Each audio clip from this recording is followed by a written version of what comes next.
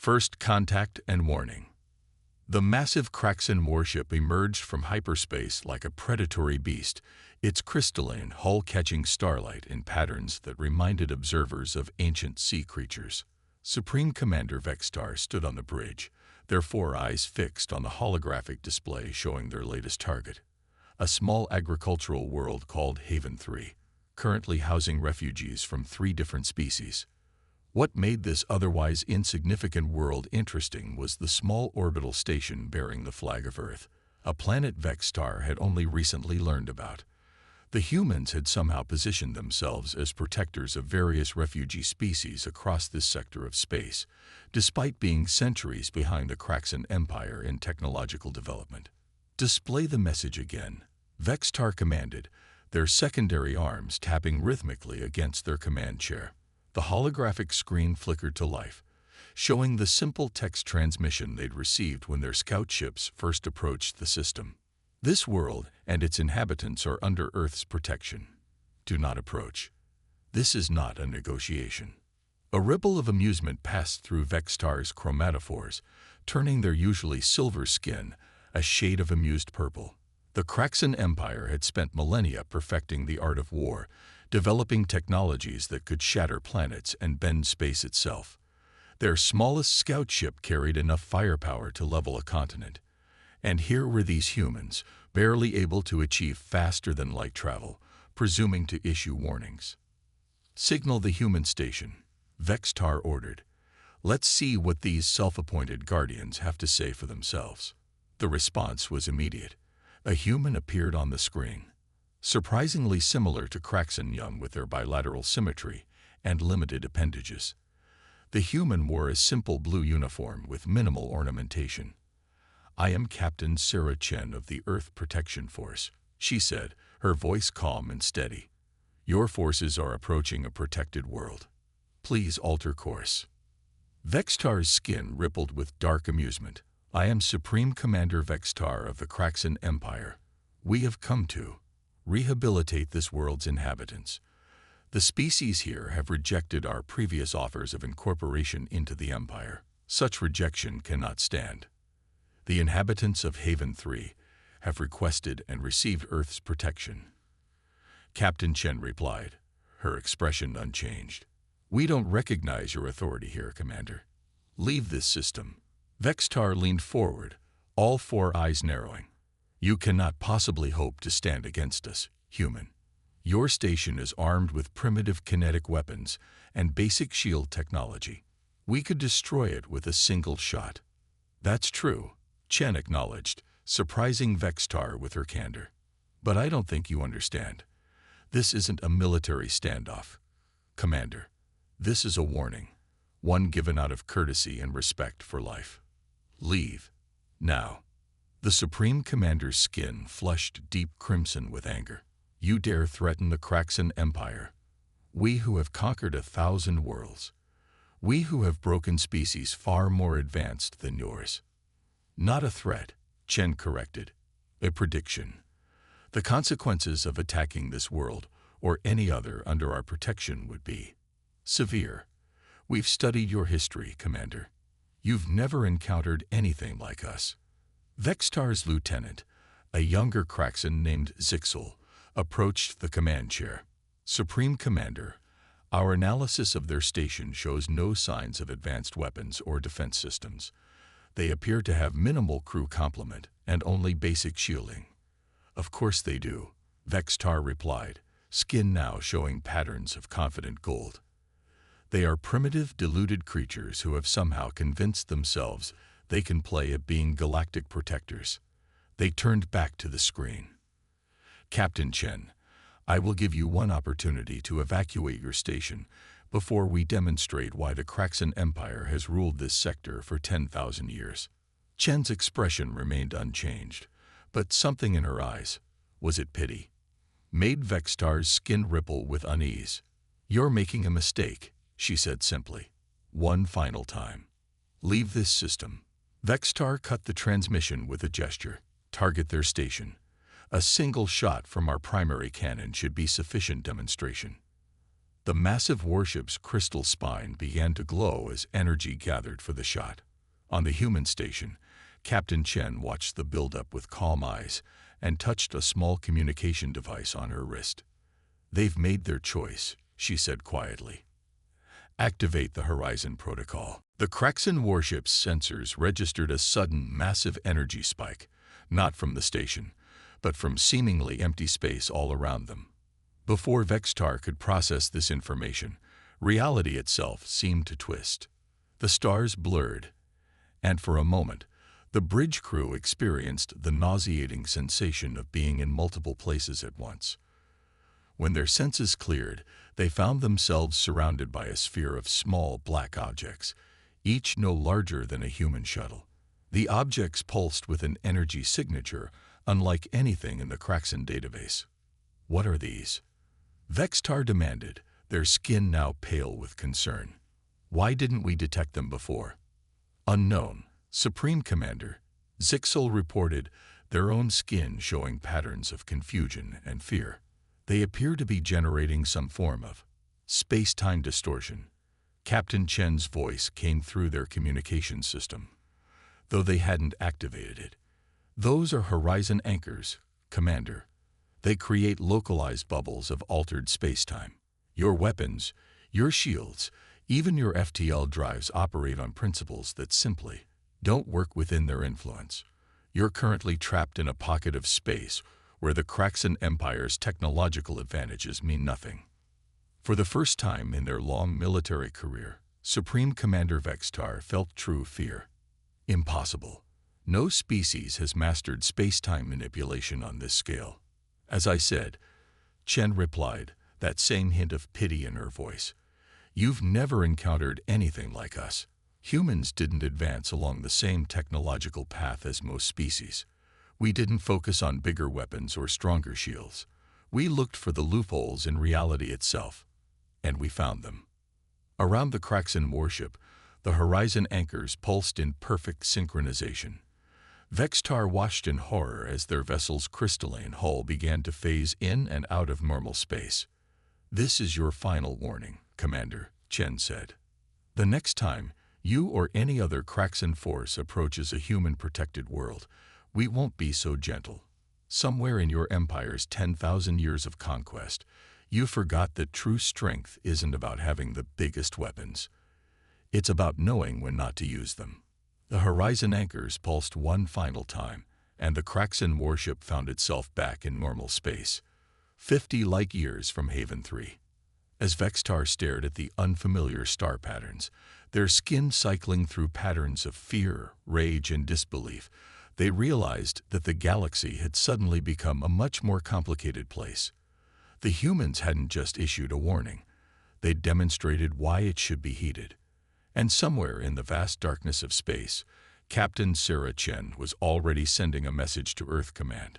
"First contact with Kraxan Empire complete. Warning delivered. Recommend preparation for Phase 2. They're definitely going to need another demonstration." The demonstration. The Kraxan High Council chamber was in chaos. The massive crystalline dome, usually a place of ordered deliberation, now echoed with the angry voices of council members, their skin patterns flashing in agitation. Supreme Commander Vextar stood in the center of the chamber, their silver skin now dulled with exhaustion. The recording of their encounter with the human defense system played again on the hovering displays around them. "Impossible." Elder Counselor Mexhull's skin pulsed with patterns of disbelief and rage. "No primitive species could develop such technology without our knowledge. There must be another explanation." "The evidence is clear," Vextar responded, forcing their chromatophores to display calm patterns despite their inner turmoil. "The humans have somehow developed technology that operates outside our understanding of physics." "Then we will send the entire Third Fleet," declared War Minister Caxpor, their skin rippling with aggressive red patterns. "Let's see how their Horizon anchors handle 500 warships." A new voice cut through the chamber's chaos, quiet but commanding. "That would be unwise." All eyes turned to Science Director Nixtel, who had remained silent until now. Their skin showed complex patterns of calculation and concern. Our analysis of the sensor data from Commander Vextar's encounter suggests something troubling. Nixtel continued, manipulating a holographic display. The horizon anchors didn't just create localized space-time distortions. They were generating quantum entanglement fields on a macro scale, something that should be theoretically impossible. In orbit around Haven 3, Captain Sarah Chen received the intelligence report with a grim smile. The Kraxen were reacting exactly as expected, with a mixture of denial, rage, and eventual mobilization. She turned to her second-in-command, Commander David Okafor. "They're preparing the Third Fleet," she said. "Time to activate Phase 2. Okafor nodded, his dark eyes serious. "The refugee evacuation is complete. All non-essential personnel have been moved to the backup facilities. Do you think they'll actually commit their entire fleet?" "They have to," Chen replied, watching as the station's quantum sensors detected the first ripples of approaching Kraxen ships. "Their entire empire is built on the assumption of technological superiority. If they don't respond to our challenge with overwhelming force, other species might start questioning their dominance." In the vast darkness between stars, the Kraxen Third Fleet emerged from hyperspace in perfect formation. 500 crystalline warships, each capable of devastating an entire planet, arranged in a three-dimensional battle array that had conquered countless civilizations. War Minister Caxvor stood on the bridge of the flagship, their skin glowing with anticipation. No sign of the human defense systems. "Nothing, War Minister," reported the sensor officer. "The human station appears unchanged. No additional defenses detected." "Good." Caxvor's skin rippled with pleasure. "Begin the attack run. Show these primitives the true might of the Krax." The order was cut short as reality stuttered. The entire fleet found itself surrounded by thousands of horizon anchors, far more than had been used against Vextar's single ship. But these were different, larger, more complex, their surfaces covered in patterns that seemed to hurt the eyes if viewed directly. Captain Chen's voice echoed through every ship in the fleet simultaneously.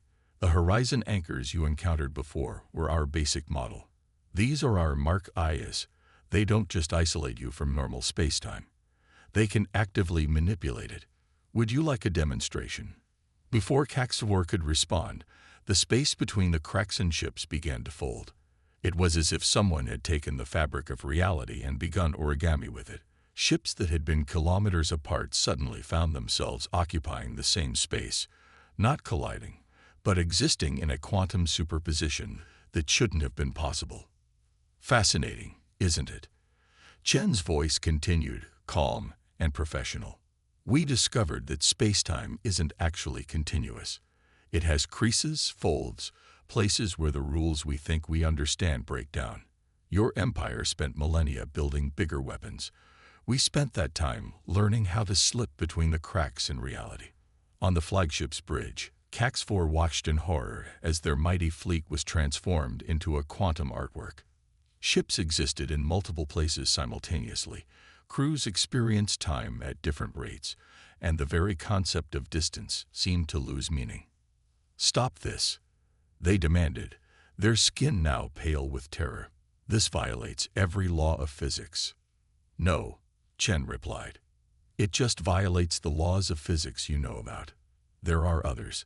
Would you like to see what happens when we fold spacetime 12 different ways simultaneously?" The demonstration lasted exactly 7 minutes.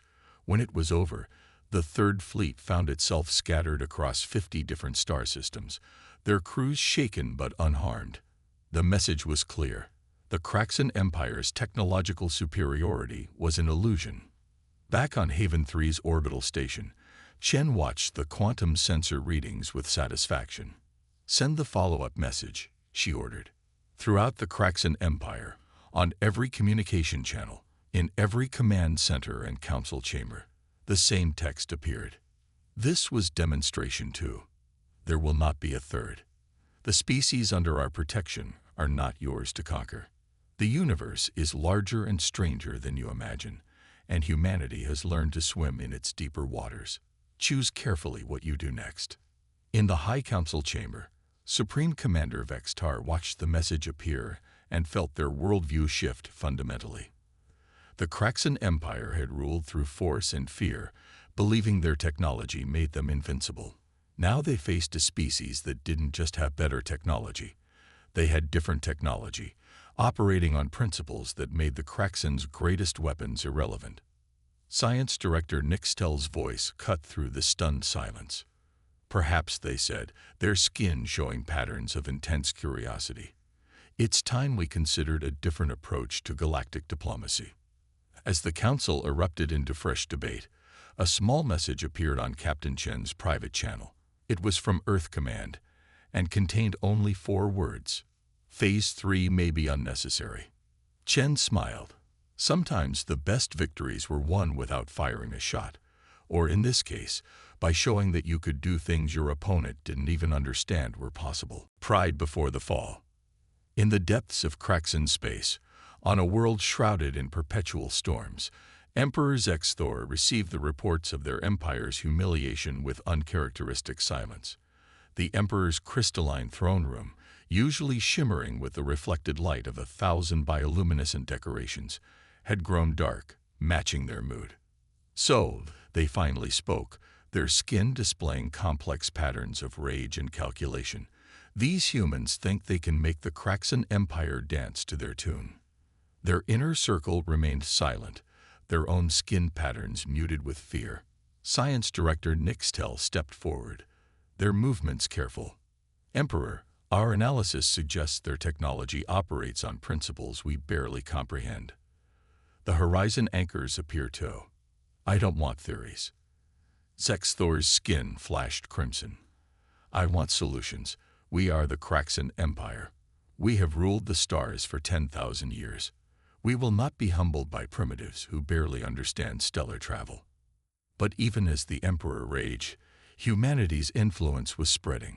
Throughout the galaxy, word of the Kraxan Empire's defeat traveled quickly. Species that had lived in fear of Kraxan expansion began reaching out to Earth's diplomatic channels. The message was always the same. We seek protection.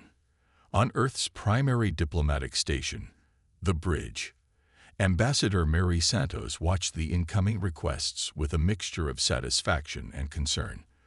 The holographic display before her showed hundreds of worlds, each pulsing with the light of a new petition for protection. They're pushing us, she said to the holographic projection of Captain Chen. The more worlds we protect, the thinner we spread our defense network. Chen's hologram nodded. True, but that's why we developed the distributed quantum network. Each protected world becomes another node, strengthening the whole system. The horizon anchors aren't just weapons, they're connection points. Santos was about to respond when alarms blared throughout the station. The holographic display shifted, showing a massive movement of Kraxan ships. Not hundreds this time, but thousands. They're actually doing it, Chen said, her expression hardening. They're committing their entire main fleet, every capital ship, every carrier, every battle platform. They're throwing everything at us. In the command center of the Kraxan armada, Emperor Zexthor stood surrounded by their most powerful warships. Their skin gleamed with determination as they addressed the fleet. The humans think they understand power. Their voice boomed across quantum channels. They think their tricks and anomalies can stand against the full might of our empire. Today we will show them the price of such arrogance. The Kraxan fleet emerged from hyperspace in waves, appearing simultaneously at every human-protected world. Their strategy was simple but profound. Overwhelm the humans' defensive network by attacking everywhere at once. On Haven 3's orbital station, Captain Chen watched the tactical display with calm eyes. They still don't understand, she murmured. Initiate the quantum chorus.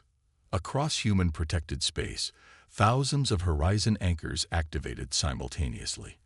But instead of creating isolated bubbles of distorted spacetime, they began resonating with each other. The quantum entanglement fields that connected them pulsed in perfect harmony, creating something new, a vast, interconnected web of altered reality. Emperor Xthor watched in growing horror as their fleet's formations began to dissolve. Ships that were light years apart suddenly existed in the same space. Entire battle groups found themselves temporal echoes, experiencing the same moment repeatedly.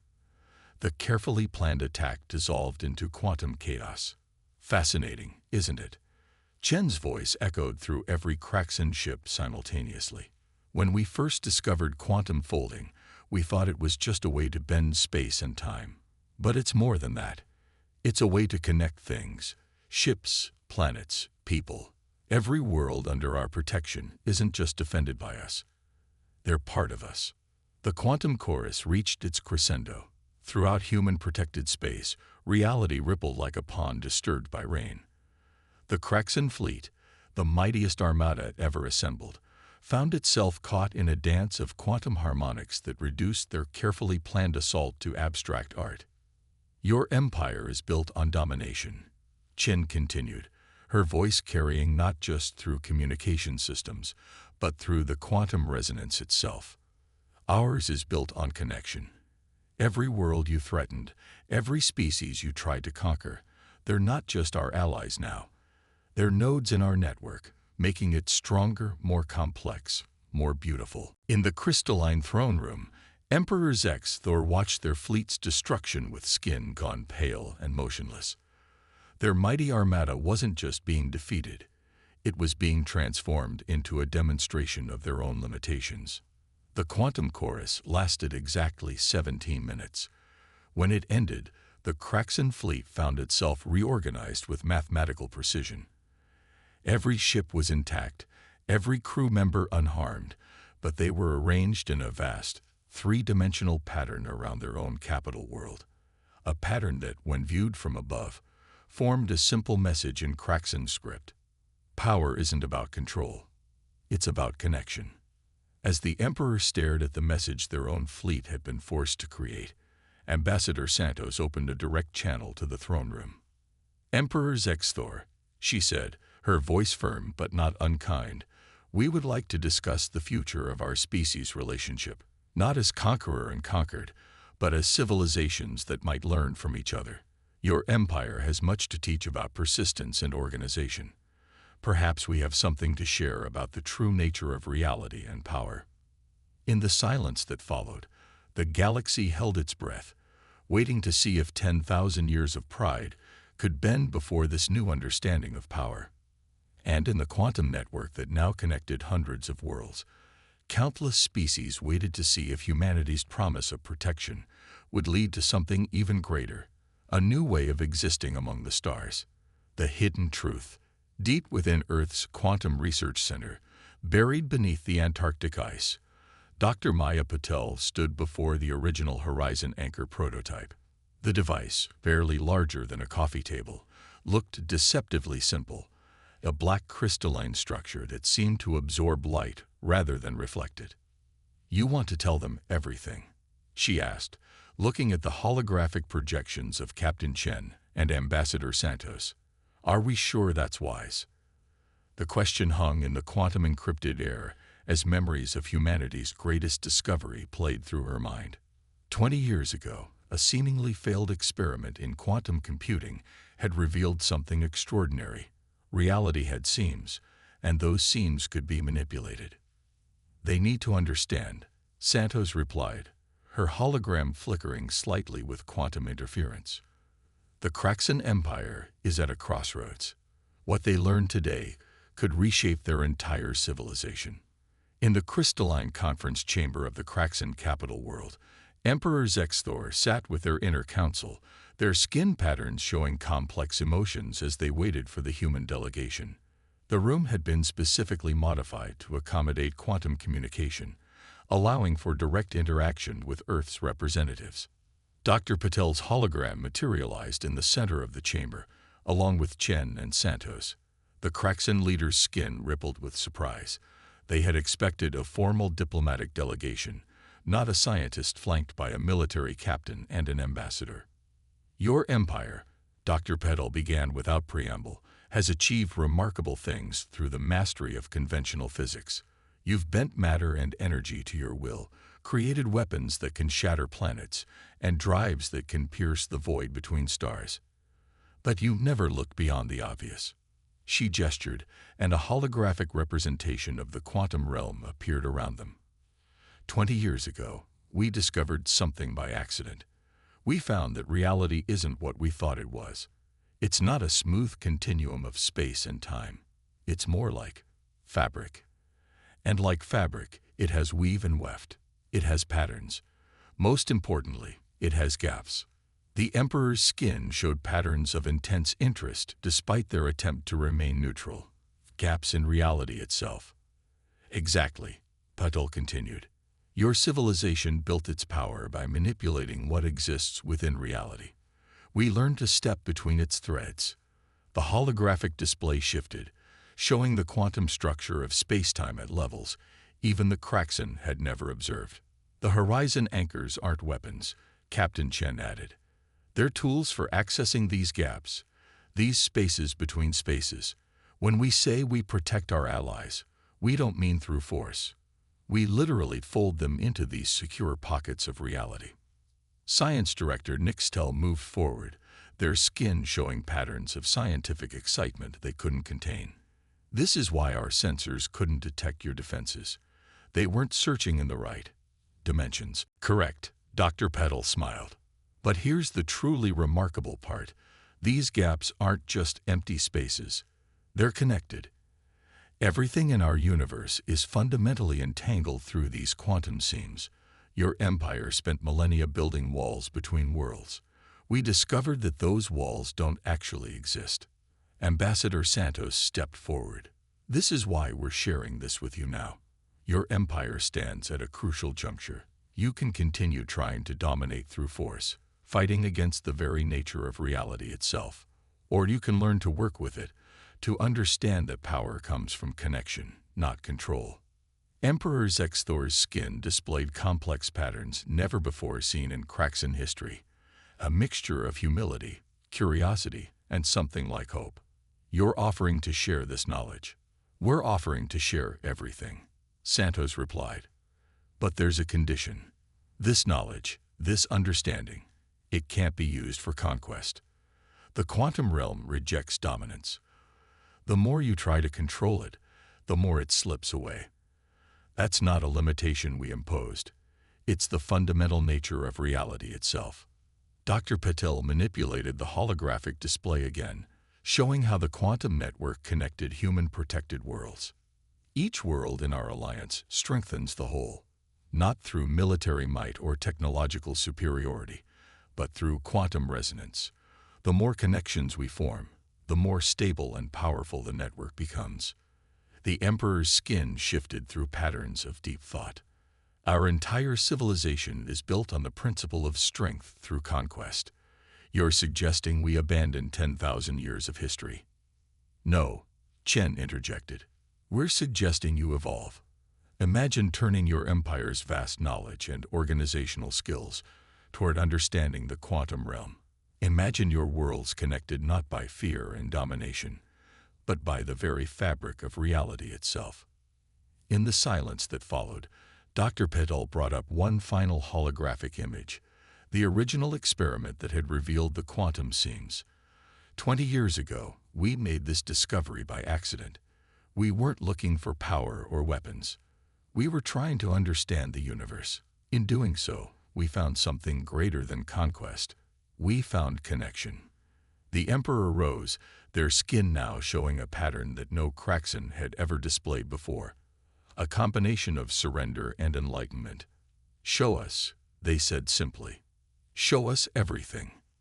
As the quantum realm's secrets began to unfold in the holographic display, the gathered leaders of the Kraxan Empire witnessed the beginning of their civilization's greatest transformation.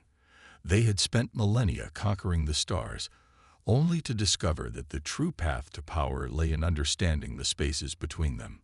And in the quantum network that connected hundreds of worlds, a new pattern began to form, one that suggested the galaxy's future might be written not in the light of burning worlds, but in the subtle quantum dance of civilizations learning to exist in harmony with reality itself.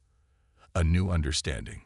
5 years after the Kraxan Empire's transformation began, Captain Sarah Chen stood on the observation deck of the new Quantum Nexus station, watching ships from 100 different species navigate the carefully maintained quantum corridors. The massive structure, jointly built by humans and Kraxans, hung in space at the intersection of several quantum seams, serving as both a transportation hub and a symbol of galactic cooperation. Still hard to believe sometimes, isn't it? Ambassador Santos materialized beside her quantum projection, perfect down to the smallest detail. A decade ago, we were preparing for war. Now we're teaching quantum physics to Kraxan schoolchildren. Chen smiled, remembering the long path that had led them here. The observation deck's windows showed more than just normal space. Quantum imaging allowed them to see the intricate web of connections that now bound the galaxy together. Supreme Commander Vextar's arrival is confirmed, a station AI announced. Their quantum signature is approaching through the primary nexus. The former military leader of the Kraxan Empire, now the head of their quantum research division, emerged from what appeared to be a fold in space itself. Their skin displayed patterns of peaceful confidence that would have been unimaginable in the old empire. Captain Chen, Ambassador Santos, Vextar greeted them, their translator perfectly rendering the complex harmonics of Kraxan speech. The Emperor sends their regards. The integration of the outer systems into the quantum network is proceeding ahead of schedule. And the former conquest fleets? Chen asked, though she already knew the answer. The quantum network made secrets nearly impossible, another factor that had helped reshape galactic society. All converted, Vextar's skin rippled with satisfaction. The last warship was repurposed into a quantum resonance amplifier last week. Though I must admit, sometimes I missed the simplicity of conventional space warfare. Simplicity is overrated. Dr. Patel's voice came from behind them as she stepped out of another quantum fold. The universe isn't simple. We just pretended it was because we couldn't handle its complexity. The station's quantum imaging system highlighted the invisible connections between them. Threads of reality that bound not just their physical forms but their civilizations together. What had started as a defensive measure had evolved into something far more profound. "We've received another petition," Santos announced, bringing up a holographic display. The Zarkeli Collective. They were one of the few holdouts against joining the network. They finally recognized that isolation is no longer sustainable. Vextar's skin showed patterns of ironic amusement. 10 years ago, we would have seen their isolation as weakness and conquered them. Now we understand. True strength lies in being part of something larger. The quantum imaging showed a new connection forming in the galactic web as the Zarkeli worlds began their integration process. Each new civilization added to the network brought unique perspectives and discoveries about the quantum realm. There are still challenges, Chen noted, watching as quantum correction algorithms adjusted for a minor disturbance in the network. Some species resist the idea of such deep connection. They fear losing their independence. They don't understand yet, Dr. Patel replied, manipulating the quantum field to show the deeper patterns. Connection doesn't erase individuality. It enhances it. Every species, every world that joins the network adds their own unique resonance to the whole. It's like a galaxy-wide symphony where every player maintains their own distinct voice. A sudden ripple in the quantum field drew their attention.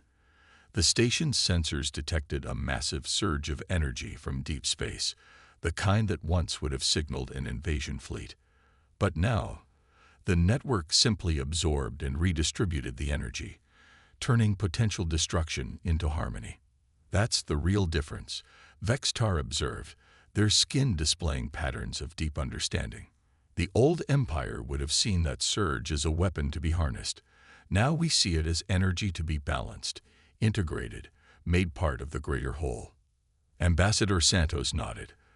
That's why humanity's warning was so important, though we didn't fully understand it ourselves at the time. Don't touch our allies wasn't just about protection. It was about recognizing the fundamental interconnectedness of all things. As they spoke, The quantum web visible through the station's specialized sensors pulsed with life and activity. Civilizations that once would have warred with each other now collaborated through quantum resonance. Species that had hidden from the Kraxan Empire now shared their knowledge freely through the network. We were wrong, Vextar admitted, their skin showing the complex pattern that Kraxans had developed to express philosophical insight. We thought power came from domination, from being greater than others. But true power comes from being part of something greater than yourself. The station's quantum core hummed with energy as another set of worlds joined the network. Each addition strengthened the whole, made the galaxy more stable, more connected, more alive with possibility. That's the price of arrogance, Chen reflected, watching the quantum threads weave new patterns across the stars. But also its cure. Sometimes you have to lose everything you thought you knew about power to discover what power really is. As the assembled leaders watched their transformed galaxy pulse with quantum energy, they understood that their story wasn't just about a warning ignored or a lesson learned. It was about the moment when the galaxy's civilizations began to understand that the space between stars wasn't empty at all. It was filled with connections waiting to be discovered, quantum threads waiting to be woven into something greater than any empire could ever be. The price of arrogance had been high, but the reward for understanding was beyond measure. A galaxy united not by force or fear, but by the very fabric of reality itself.